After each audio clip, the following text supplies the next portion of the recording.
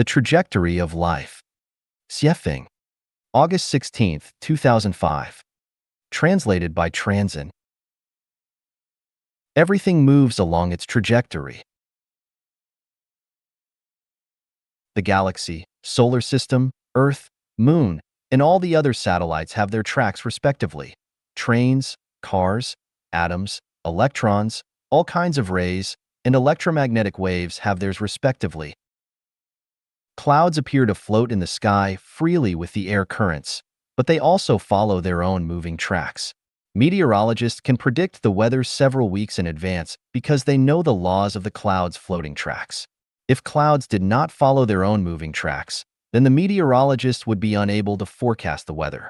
Also, if they did not have their own moving tracks, then they would always be appearing over deserts, rain would fall there, and those deserts would be forests and jungles. Life has trajectories, too. Different life forms are different from each other with respect to lifespans, survival needs, body sizes, internal and external characteristics, and food requirements, because every life form has its own trajectory. People have their life trajectories, too. Each time someone looks back at their past, they will see their life trajectory. People have found that man proposes, God disposes, and man manages small things. Big events are in the hands of the greatest creator long ago. Why? Because each person has their own life trajectory. Whether a person was born male or female, black or white, noble or humble, royal or common, all has been determined by their life trajectory. Even their times of their birth and death have been determined by it as well. If you do not believe in the existence of life trajectories, then try to see how badly you will be battered. Can you become a president, a scientist, a singer, or a robber? Can you become a billionaire through hard work? Can you have 3 spouses? Can you be as handsome and elegant as 007? Can you be another Jet Li or Madonna? If you think you can, then please try. But if you cannot, then ask yourself why not. Many people try to learn how to become as famous as celebrities by reading their biographies.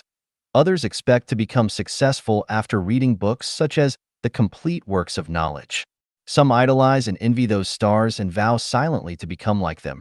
Some want to follow the examples of people who have earned fortunes overnight, and some cannot accept how their friends and classmates get promotions while they do not.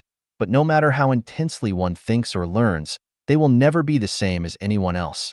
Why? Because everyone has their own life trajectory. If you do not believe me, just try it. Present situations have been determined by yesterday's effort, and today's efforts are just for tomorrow. Your current trajectory had been determined by the karma from your previous life, and your efforts during this lifetime are just for your future one. So, what good lies in jealousy, dissatisfaction, or disconcerting? A wise life should proceed thusly. Take things as they are, associate with others by following predestined relations, act in accordance with your nature, and take advantage of opportunities as they arise. Life has its trajectory, but who designs and formulates the trajectories of life? It is not the greatest creator, not deity celestial beings, not the emperors, not our parents, not anyone but ourselves. In order to understand it, let us talk about karma. What is karma? To maintain the sum of positive and negative energy in the universe as zero is called karma. The first law of thermodynamics, as written by the 19th century German physicist, Rudolf Clausius, maintains that the zero sum of positive and negative energy in a closed system always remains zero. Expanded to the entire universe, it is what we call karma. In simple words, the law of the conservation of energy is karma. A popular phrase, as we sow, so shall we reap, means karma. It is impossible to describe the mechanism of karma in detail without possessing the wisdom of the greatest creator, so I will list several well-known examples to show you whether or not there is karma. Iraqi President Saddam Hussein was ousted and arrested by American and British governments. Might there have been any connection between this event and his invasion and occupation of Kuwait? If we regard this event as a result, then can we say that his incursion into Kuwait was the cause? Surely it is not the only one. But if the cause of the invasion of Kuwait had not happened, then would the effect have not taken place? Is there any connection between the toppling of New York's World Trade Center in the United States and the hardline foreign affairs policy of its government? If the bombing could be seen as an effect, then can the United States' hardline policy be seen as the cause? Of course, it was not the only cause. Why did Hitler kill so many Jews?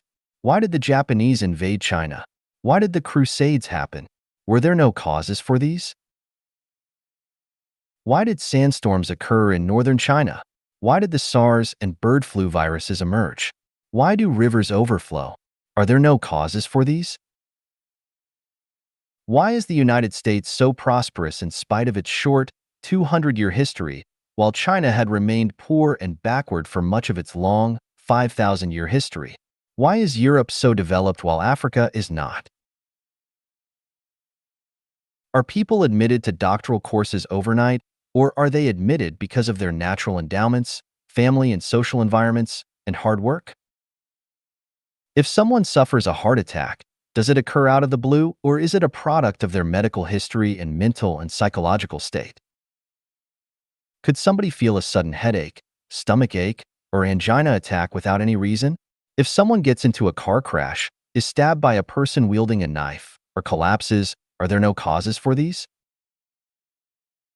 Some people are able to stay in five-star hotels, while others can only lodge in cheap inns or even sleep on the streets. Are there no reasons? Some people are born into wealthy families, and some are born into poverty. Are there no reasons for this?